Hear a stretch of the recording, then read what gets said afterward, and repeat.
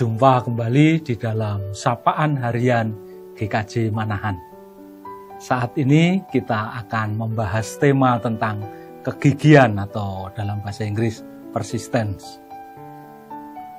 Banyak orang sering membuat komitmen tentang hal-hal tertentu, khususnya ketika menjelang akhir tahun. Kebanyakan komitmen itu berisi tentang janji untuk berubah menjadi lebih baik di tahun yang akan datang. Mari kita bayangkan sejenak, jika sejak usia 13 tahun kita berkomitmen untuk memperbaiki 3 hal saja setiap tahun, dan benar-benar kita menepati janji atau komitmen itu, berapa banyak perkembangan yang telah dihasilkan sekarang? Jika saat ini berumur 40 tahun, maka kita telah membuat hidup menjadi lebih baik dalam 81 hal. Jika kita hari ini berusia 50 tahun, maka kita telah membuat hidup kita menjadi lebih baik dalam 111 hal. Namun kenyataannya, mengapa banyak orang memiliki kualitas pribadi yang tidak terlalu banyak berubah setelah melewati belasan atau bahkan puluhan tahun? Banyak orang dewasa, sifat dan sikapnya masih kekanak-kanakan atau childish. Apakah karena banyak orang tidak mampu untuk menghasilkan 3 perubahan baik saja dalam hidup setiap tahunnya? Saya rasa jawabannya sebenarnya adalah karena banyak orang kurang gigih. Alkitab menekankan pentingnya kegigihan dalam hidup. Dalam 2 Samuel 11 ayat 23 tercatat sebuah keberhasilan yang dialami tentara Israel dalam mendesak tentara Amon yang sebenarnya lebih kuat. Utusan itu berkata, "Lawan kami lebih kuat dan mereka keluar dari kota menyerang kami di padang. Tetapi dengan sangat gigih kami mendesak mereka kembali sampai ke pintu gerbang kota." Di dalam versi bahasa Indonesia masa kini. Menciptakan perubahan-perubahan positif dalam diri dapat diibaratkan sebagai sebuah peperangan.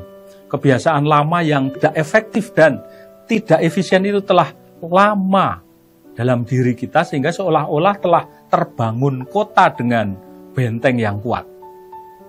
Diperlukan perjuangan yang gigih untuk merubuhkan benteng-benteng itu dan menduduki kota itu. John Maxwell, pakar pengembangan diri dan kepemimpinan, pernah mengatakan bahwa banyak orang gagal meraih kemenangan dan keberhasilan dalam hidup karena mereka menyerah sedikit terlalu cepat. Banyak orang gagal mencapai kemenangan yang ditargetkan karena mereka terlalu cepat memutuskan untuk menyerah dan keluar dari peperangan itu. Setiap kali kita merasakan tekanan dan kesulitan untuk mengubah kebiasaan-kebiasaan lama yang buruk karena kegagalan-kegagalan kita di masa lalu, lawanlah dorongan untuk menyerah itu dengan mengatakan, "Aku akan mencobanya 1 kali lagi." Ya, lakukan 1 kali lagi perjuangan itu, maka Anda akan mendapati diri Anda tidak pernah menyerah.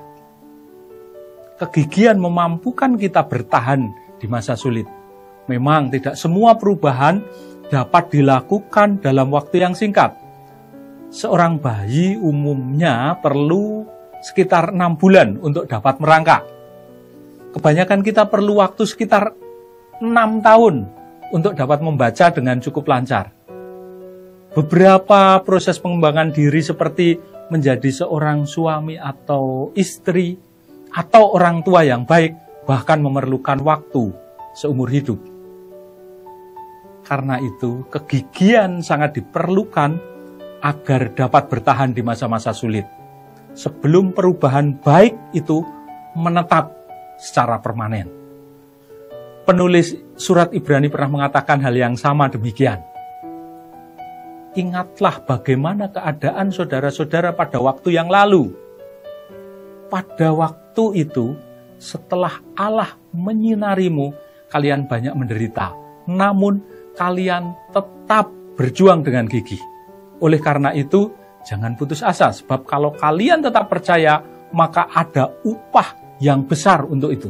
Kalian perlu bersabar supaya kalian dapat melakukan kehendak Allah, dengan demikian menerima apa yang dijanjikannya. Terdapat dalam Ibrani 10 ayat 32, 35, dan 36 versi bahasa Indonesia masa kini. Jika kita gigih mengembangkan diri, perubahan-perubahan kecil yang kita lakukan itu akan memberi dampak besar di masa yang akan datang. Jika gigih melakukan kehendak Allah, kita akan menerima damai sejahtera yang telah disediakan. Kadang kita berpikir bahwa pelayanan atau panggilan Tuhan harus nampak besar, disorot banyak orang, dan menghasilkan dampak yang langsung terlihat. Namun seringkali Tuhan mempercayakan kepada kita tugas-tugas kecil, tersembunyi, nampaknya sepele. Hanya perlu melakukan apa yang memang perlu dengan ketekunan dan kesetiaan. Dan pada waktunya tindakan itu bermanfaat bagi banyak orang, meskipun tanpa tepuk tangan. Kesetiaan dalam hal kecil bukan berarti kecil di mata Tuhan, sebab justru dari situ terbentuk kekuatan besar yang menopang banyak kehidupan. Teruslah setia walau tidak disorot, karena Tuhan bekerja dalam diam untuk tujuan yang jauh lebih besar.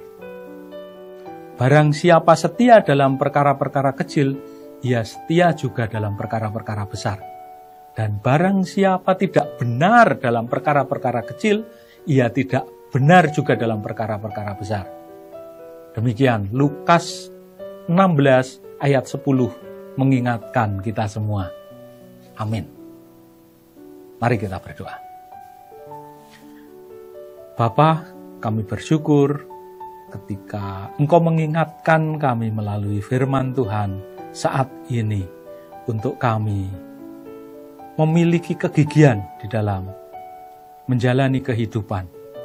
Juga kami setia kepada Tuhan di dalam segala perkara.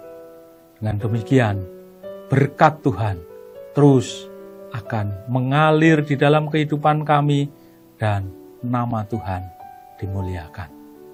Terima kasih Tuhan, di dalam nama Tuhan Yesus kami sudah berdoa dan bersyukur. Amin.